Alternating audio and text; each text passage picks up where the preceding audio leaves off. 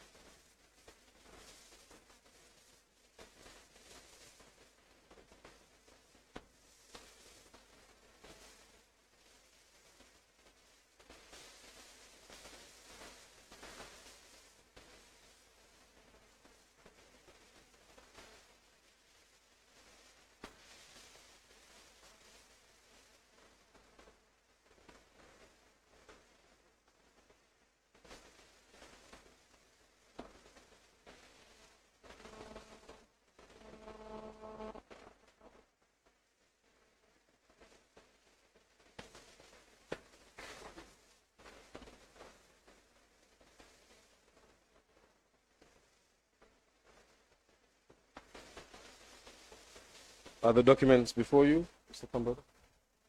Yes, they are. Should I allow you a second to go through them, or you're fine? Great. Let's begin with MOJ 3D.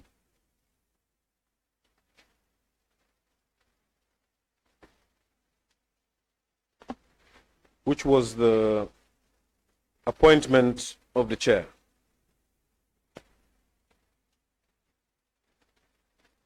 The current doyen of the bar.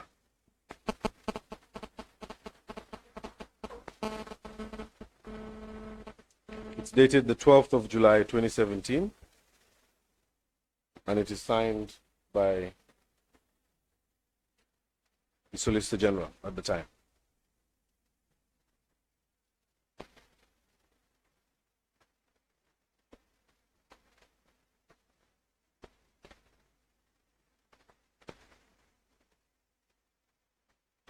Great.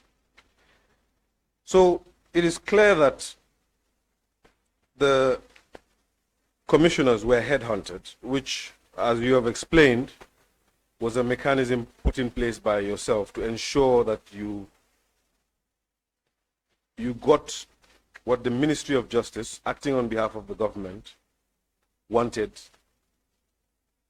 in a commission and in a chairperson. A letter was issued to him, and the letter is marked MOJ 3D. Now, this part would have to be tedious because I wish for us to go through each of these letters and read them. If you could do me the honors of reading the letter. Perhaps if you could just highlight the date, the addressee, who it's coming from, the heading, and then the content. The letter marked MOJ 3 is dated 12th of July 2017. It's addressed to Suahata B.S. Jane, and it's headed Appointment as Commissioner in Commission of Inquiry. It is signed by the Solicitor General and Legal Secretary, and the letter reads, I am pleased to inform you that the President of the Republic of the Gambia, His Excellency Abubacarr, acting under Section 200, subsection 1 of the 1997 Constitution of the Gambia, has appointed you as a commissioner in the Commission of Inquiry into the financial activities of public bodies, enterprises, and offices as regards their dealings with former President Yahya A.J.J. Jammeh. You are further designated as the chairperson of the Commission. Kindly familiarize yourself with the Commission's terms of reference as a guide to your work. Congratulations and best wishes in your new appointment. Now, our mandate as a committee is to look at the assets identified, sold, disposed of by the January Commission. While that is our primary mandate, it is essential for us to look at the manner in which the Commission itself was set up. To look at its administration, at least from a bird's eye view, not to go too deep into it. The question I have here is, in the third paragraph, there is reference to a terms of reference. Can you guide the committee as to which document is being referred to on the third paragraph, in the third paragraph? Based on my reading of it, this must be referring to the legal notice that established the commission, because it's the legal notice that includes the terms of reference for the commission. So when we speak of terms of reference, are we talking about the legal notice, or is there a separate document? The legal notice includes the terms of reference of the commission. Of the commission, right. Otherwise, we could call it the mandate of the commission. Yes. And that would be the terms of reference of the commission as a whole.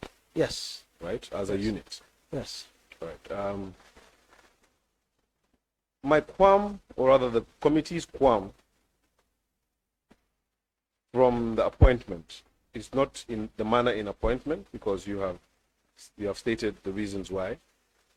But once appointed, the chairperson was not given a specific terms of reference from which to deduce the level of his authority, from which to deduce how he should operate within the commission. Would you like to comment on that? Well,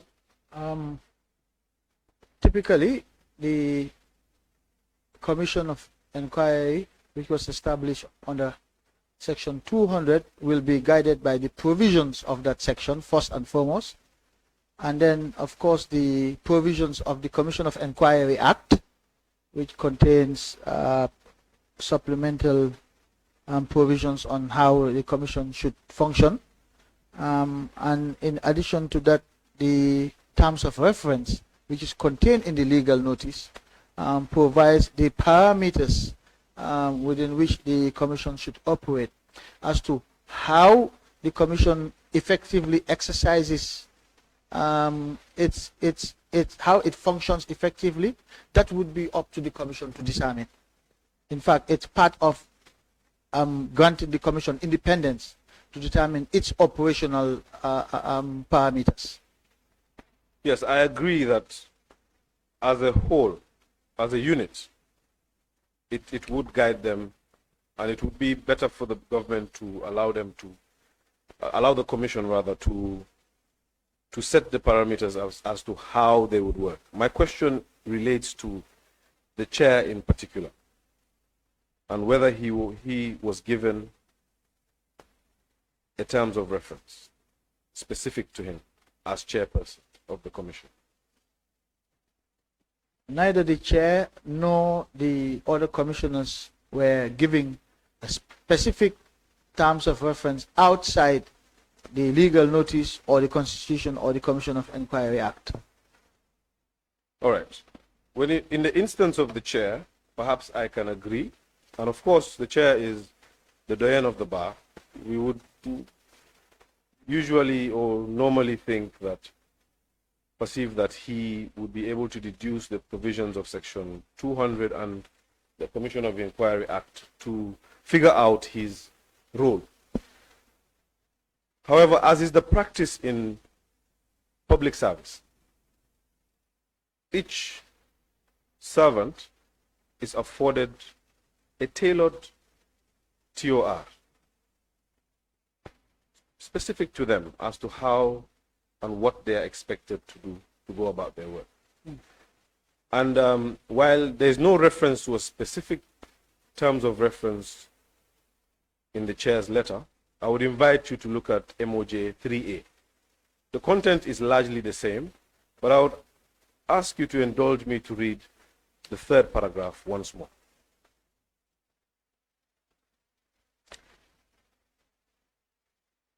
It's addressed to Abubacarr George, of course. Same date, 12th of July 2017. Appointment as Commissioner to Commission of Inquiry is the heading. And the third paragraph reads, kindly familiarize yourself with the Commission's terms of reference attached herewith and your attached TOR, meaning terms of reference, as a guide to your work. So you agree with me that there was a specific TOR for the specific commissioners, at least for the commissioner that goes by the name Ms. Abubacarr George? I wouldn't say there was a separate TOR. I would consider this as an error in the drafting of the letter. It makes reference to two TORs. The only one that exists is the one where it's contained in the legal notice. Yes, but once more, I would contend and say that, in fact, this letter is drafted in standard public service format to entail a specific TOR, because every public servant needs to be guided on their specific function, their mandate. Now, while the TOR for the commission is the mandate of the commission, because the mandate of the commission would not actually be found in the law. The authority of the commission, rather, would be found in the law. The mandate of the commission will be found in the legal notice.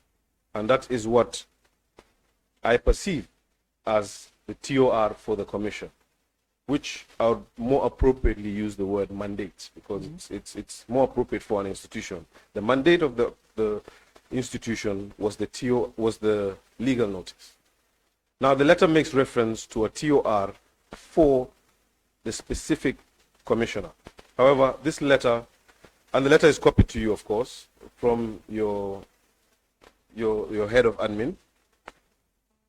However, there is no document attached to it to spell out the functions and the role of the commissioner. Yeah, and that's why I said I believe that third paragraph, the reference to a second TOR, is an error, and the only terms of reference, which you call a mandate, it's also a mandate, is what is contained in the legal notice. Now, as to how the commissioners function, that would be up to them to determine. I'm not sure if I get the crux of your question, but it's similar to a judge of the High Court. They are guided in their work by the rules of court and procedure, etc. In the case of the Commission of Inquiry into the Janneh Commission, we left it up to the commission to determine its own rules of procedure and evidence, as we did for the other commissions like the TRRC and the CRC. Yes. Their rules of procedure, I would agree with you, it would be much more appropriate to allow them to develop that. It would show a mark of autonomy. However, the specific TOR does not relate to rules or how the commission operates. The TOR is meant to guide the servant, the public servant, in his or her daily function. Now, if from your testimony, I'm deducing that you did not see a TOR fit. You do not see it being a necessary addition. Well, yes, there was no need for an additional TOR over and above what was contained in the legal notice. Could you expound on that? Well, what I mean is the legal notice is very clear as to what the commission is expected to establish as a matter of fact. Now, it was up to the commission to determine how best to achieve that. That would be my reading of the situation. And the distinction between the role of the chairperson and the other commissioners, who would draw that? Would it be appropriate for the commission to draw that? Well, why not? It's a three-person commission. I am assuming the reason why, not assuming, the reason why we had three was because we expect in general the commission to arrive at decisions by consensus. And if there is no consensus and it's put to a vote, that's why we have the odd number, so that it will be by majority. Yes, my qualm again is not about decisions. It's just about guiding the individual on their day-to-day work.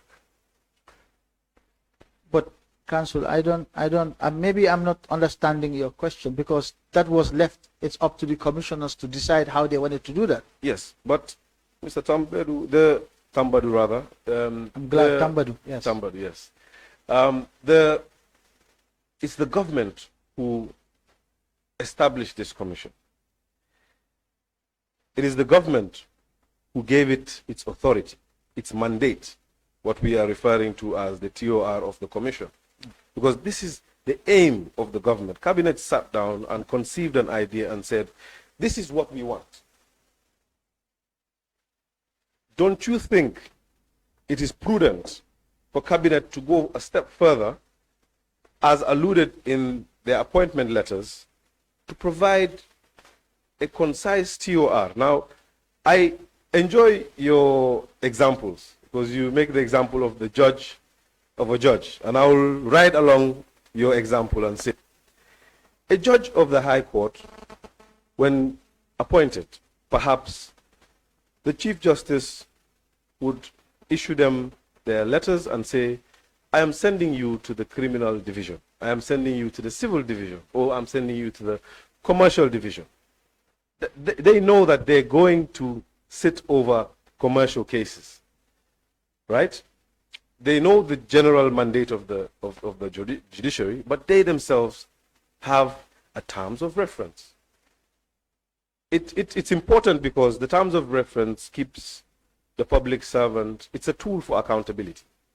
You outline what roles the public servant is supposed to carry out, and that's the point of reference. Otherwise, we have no point of reference except for the mandate of the commission, which is a collective mandate. Now, perhaps you can help the committee deduce from the legal notice, which is MOJ 2, to figure out how the commissioners would go about deducing their individual responsibility. Please guide us. In the absence of their individual TORs.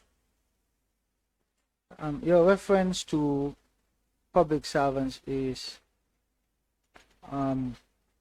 helpful, but does not necessarily apply mutatis mutandis to this scenario. The public servants are governed by general orders, etc. So there is a standard set of rules that apply to public servants. In the case of the commission, that has the powers of a high court judge in certain respects, particularly procedural matters. I think the commission, I am at a loss as to what you're driving at, because let me put it this way. The terms of reference are clear. They have a task at hand.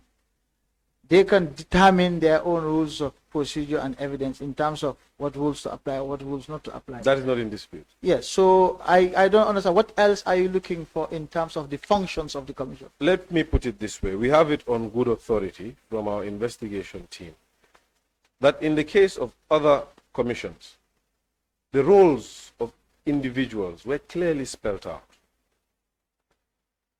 in subsequent commissions. In commissions in this country? Yes. Okay. The roles of individuals were clearly spelled out. And the roles of the commissioners themselves? Yes. Really? I would like to see that. Well, it is authority. Just like your reports from different institutions, I would have to say that this report is also a verbal report, unfortunately. You see so how difficult it is to... No, but you're talking about written terms of reference. Yes. So I would like to see something like that. All right. In the absence of the physical document, because it is not available for you now, what would be your comment if I were to put that to you, that in other commissions, the roles were clearly spelled out? The role of the commissioners, the lead Spelled counsel, out by who? by the government. By the government. So you would agree with me then that in this case, compared to those commissions, we allowed more independence in this commission than in those ones, because we did not prescribe how they should function. Well, I would disagree with you, because it is not, providing a TOR is not dictating how they function. It is outlining what is expected of them. Now, how they function to reach, to carry that out is up to them. I would agree with you. We did. And I would also agree with, I would also disagree that it gave them independence. I would say that it clouded, it muddied the lines. There were blurred lines as to who is to do what and who is responsible for what. I don't think the commissioners or council or I sitting here will agree with it at all. I think the distinctions were very clear as to what was expected of council, whose role was to assist the commission, and the commissioners who presided over the hearings and proceedings of the commission. I think those roles are very, very clear. You will stand by that submission then? Absolutely. Okay. Let's proceed to the last commissioner. That should be MOJ 3C. A similar provision is there, and that is Mr. Baimasen. He was also headhunted. Yes. Now, how did you come to be acquainted with Mr. Baimasen?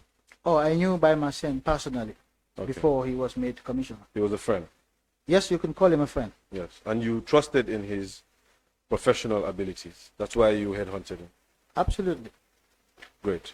Let's move on to the secretary. Who is responsible to appoint the secretary? In this case, it will be the president, based on the legal notice, I believe. And the law? And Yes. the constitution as well? I'm not sure if it's in the constitution, but perhaps the commission of inquiry. Commission of inquiry. Yes. Okay. So the law and the legal notice are in tandem, that it is the president who appoints the secretary. Yes. Did you as well advise the president on the appointment of the first secretary, Mr. Alhaji Mahmoud Quran? Certainly, I recommended his appointment to the president. All right. Let's stick to Mr. Quran.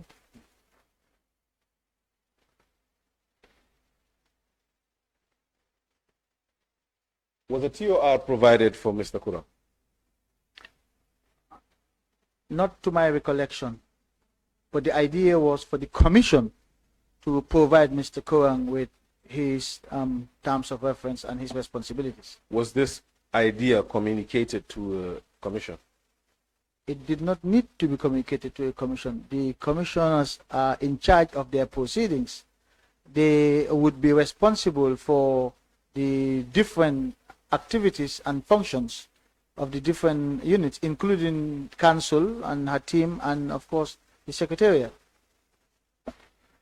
So if I'm understanding your testimony, the government set up a commission, gave it a mandate, and allowed for the commission to develop its own TOR. Now, I see a double standard in the submission, because in one breath, the submission is that the commissioners and anybody else can deduce their terms of reference from the collective mandate. On the other hand, the submission is that it is for the commission to develop the TOR. Now, which one is it? I'm not sure there is a double standard there, Council. The terms of reference of the commission, which you call a mandate, the mandate of the commission, is included in the legal notice, and the responsibility, and the objectives are clearly spelled out. How best to achieve that objective will be up to the commission to determine. What we did was to provide a secretary who shall be under the authority of the commissioners, and of course council and her team who will assist the commissioners. And I think the delineations of those responsibilities are clear for the commission. It was for the commission to develop that further. What we did was to allow them the independence to do so in a manner that they thought was fit for them. Okay. Now, Mr. Tambedou, I would want us to apply our mind here. This exercise is not only a fact-finding exercise, but the results from this exercise would advise future endeavors. Now, from your testimony, it seems you have great compassion for the country. And I would want to tap into that compassion and ask, if you were to redo it again, you did mention that you would stick with the same team. You were quite confident in the team. If you were to do it again, would you allow the lines to be blurred as they were, or would you define their roles? Well, first, I think the first point of divergence is that I don't think there was any line that was blurred. As far as I'm concerned, we allowed the commission to, as I said, develop its own internal working protocols or guidelines, if you like. I'm not sure I can call them terms of reference, but perhaps they are protocols or guidelines that they could rely on, and we allowed them that independence because we didn't want to be prescriptive, if you like. And two, if I were to do some of these things again, I have said over and over and over, self-reflection is part of growth, and there's always room for improvement. There's always things that you could do differently at various points if you had different sets of circumstances. So my answer to you would be, if I had to do things again, certainly I would have learned lessons from how we did it in the past and improve upon any new process we were going to put in place. Okay, we will come back to that shortly. Back to Alhaji Mamadi Quran. It was your recommendation, of course. Absolutely. Another individual that you are well acquainted with. Another individual that I knew. Okay. I wouldn't call him a friend, but I knew him. All right. And how did you come to know Mr. Quran? I've known Mr. Quran for a long time. He was my head boy at St. Augustine's High School. I see.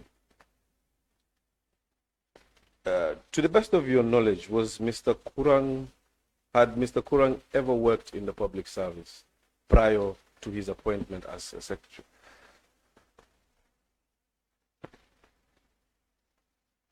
I don't know, or I can't recall, but our focus in getting Mr. Quran was to identify someone in the private sector who had knowledge in accounting background, etc., whose skills we thought the commission, such a financial commission inquiry could make use of. So we identified him, and I recommended him on that basis. In what capacity was he supposed to exemplify his accounting skills? That would be under the guidance of the commission. It will be for the commission. We just provided the tools for the commission to make use of. And the tools here is someone who has a background in accounting, in finance, etc. And Alaji fitted that bill for us. I agree with you. He has an excellent background in accounting. You wouldn't be head boy in St. Augustine's in my days if you weren't bright. I want to agree with you, but again, it's another thing that perhaps will escape me because I wasn't there those days. But I would want to ask whether you were aware that Mr. Quran had the skills of a secretary or the expertise of a secretary.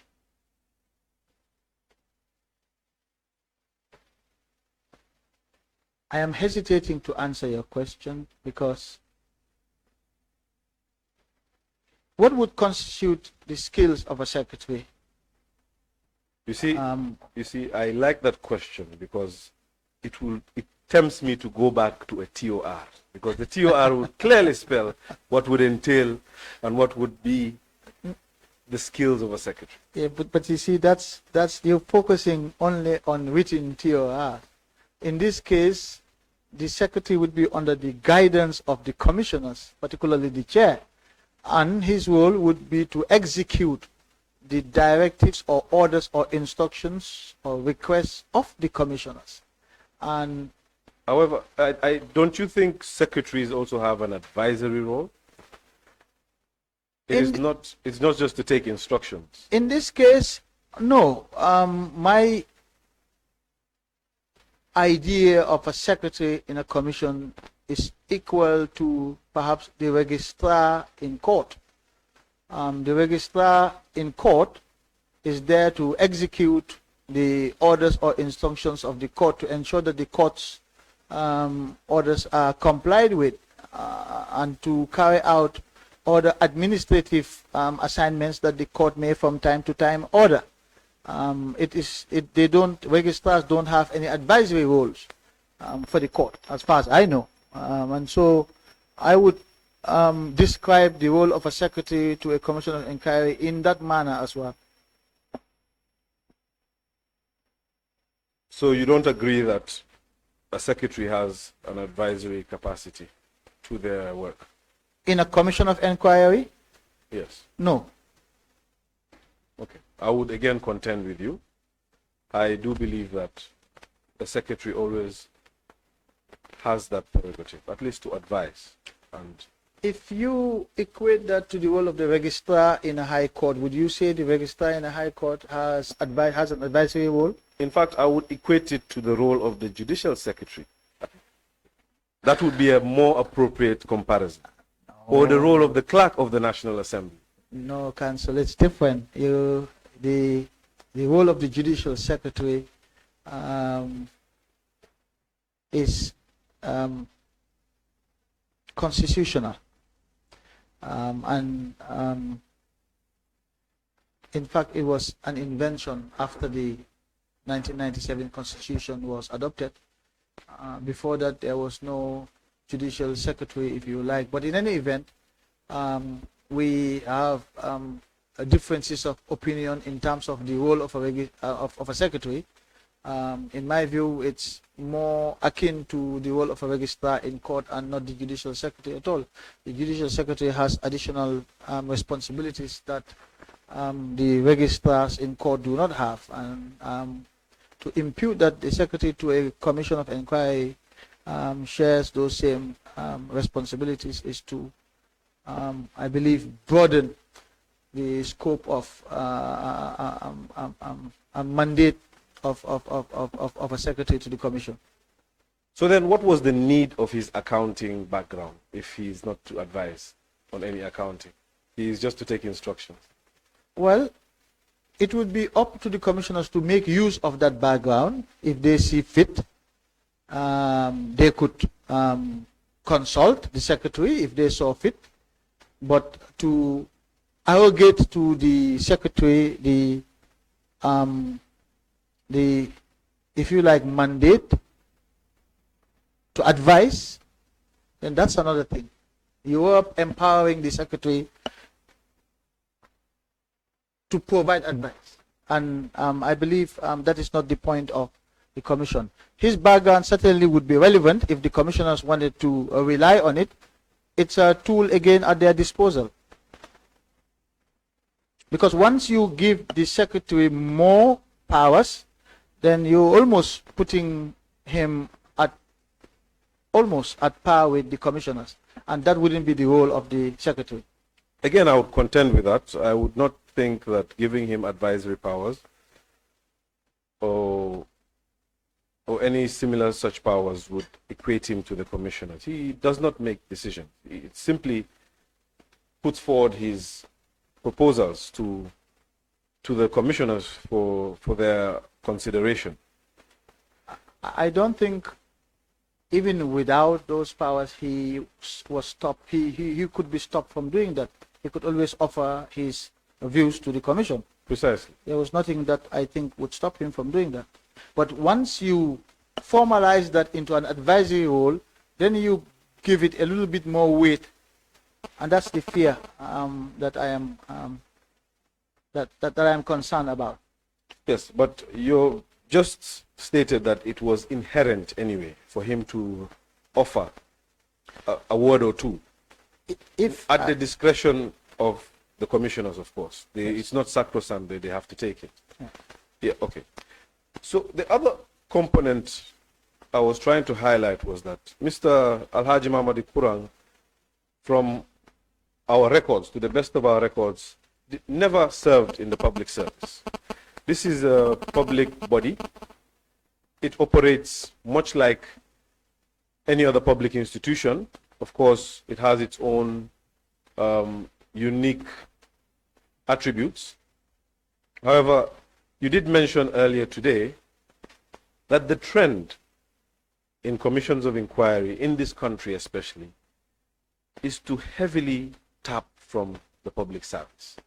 And I believe that is just logic, because it is the public servants who are au fait with the modus operandi of public offices.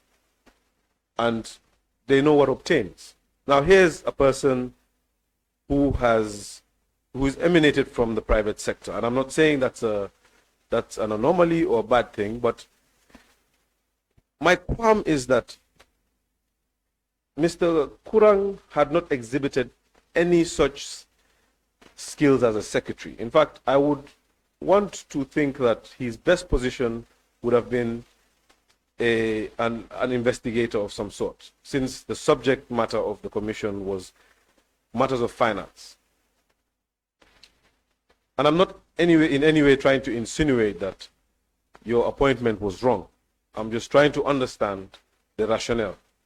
He's a finance expert, no secretarial experience, but yet he becomes the secretary to the commission. And I would think that if there was one position that would be reserved for a public servant, at least to bring some sort of institutional benchmarking from the public service, it would have been the secretary. I'm just thinking out loud. That's why we brought in counsel and Bensouda. And counsel was in private practice. Of course, I'm aware that counsel has served in the position you were serving and has served in various other positions in the public service, but counsel was in private practice. You know, the choice of counsel Ami Bensouda was also deliberate. And it was based on all of the reasons that you just gave now for a secretary. She was in private practice. She still is. She has a very... I would just stop you there, Mr. Tambedou. I promise you we will get to Miss Bensouda next. Okay. Let's finish with the secretary. But for now, the idea was to bring in counsel who ticked all the boxes that you have identified for a secretary. In this case, the role of a secretary, as I said, was to carry out the instructions of the commission, and for the commission to rely on their expertise if necessary.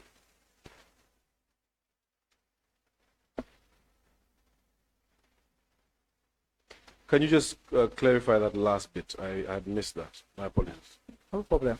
The role of the commission in this case, as I said, was to carry out the instructions or orders of the commission, to head the secretariat, the administration, and to make themselves and their expertise and experience available to the commissioners if they needed it at any time. The last bit sounded like an advisory role to me. But I did say that are we saying that it's... I did say that there's nothing stopping the secretary from offering his advice, and there's nothing stopping the commissioners from accepting that advice, in spite of the absence of any specific written terms of reference for them. Okay. Let's move on to lead counsel. How was lead counsel selected? I identified her and approached her. You mentioned some debates. Debates as in... You had mentioned previously some debates before I interrupted. Yes, no, I was saying the profile of lead counsel, why I approached her. So in addition to the criteria that I had mentioned earlier for the identification and appointment of Mr. SBS Jane, Councillor Ami Bensouda also had all of those qualities.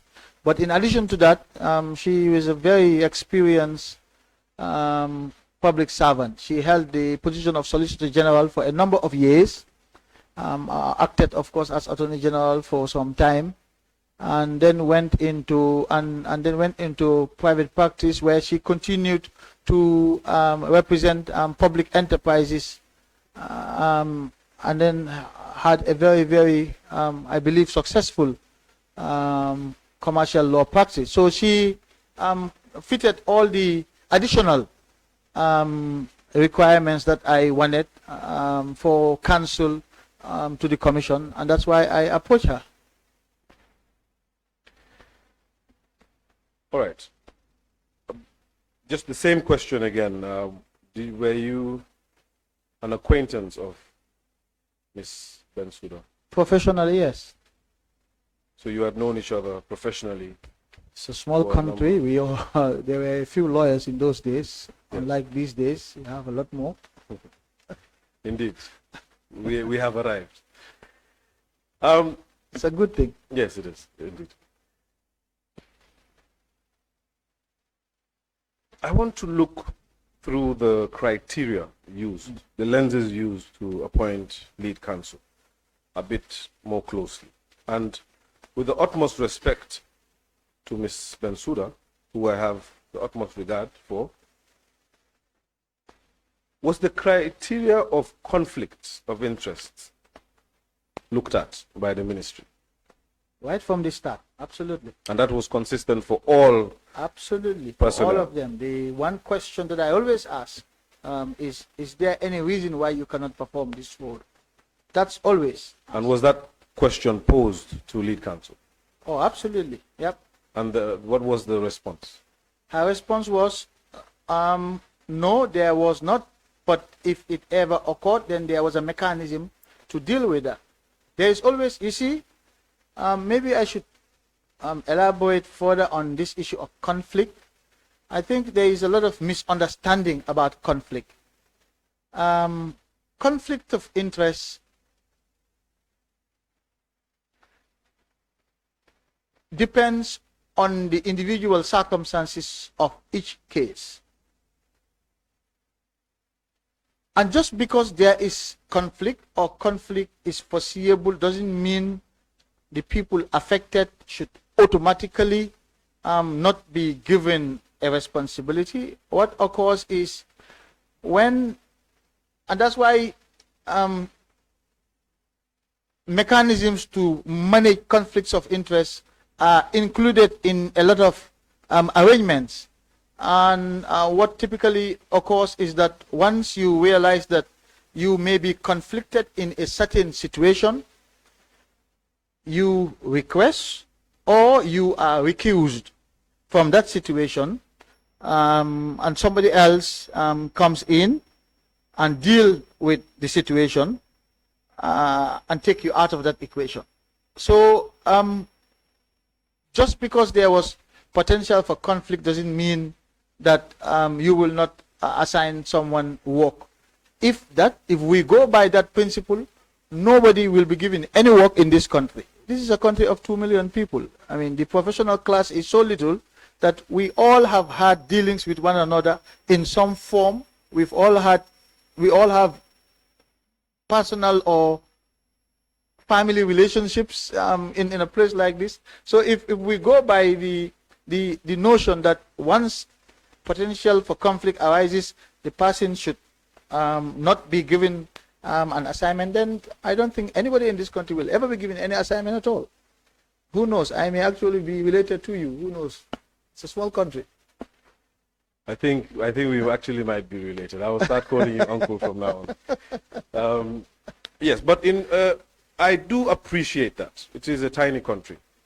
And perhaps that should have been a reason to keep it public. Because it's a tiny country, you don't give it to somebody that's in private practice, but you give it to somebody who is in public practice as the practice obtains. Again, we're going to the issue of independence. We wanted total independence in this commission, to the extent that we avoided going to get people serving in public offices, because we wanted a process that was completely detached from government. Completely detached from government. And that is why we went to seek people from the private sector. But we have established that I would save that for a bit later. I would take your answer for now. So the question was posed rather to Ms. Bensouda, whether there could be any possibility of conflict. And the response was in the negative, but with a disclaimer that where it arises, there is cause for disclosure and perhaps subsequent recusal. And that did occur in the course of the Jani Commission hearing. That's fine. We will get to that. Okay. However, I would like to show you a document. Honorable Chair, I am making reference to the submission by the Honorable Secretary General submission, and it's folio 151 in the submission. I would ask that the Secretariat provide the witness with folio 151. The document I'm looking for, folio 151, is a document that is stapled together. It's a series of documents stapled together, rather. You would see that I'm looking at page 5, the second document, which is the 5th page. If the Secretariat wishes, they could borrow my copy, and I could allow the witness to peruse it for a minute and retrieve it back.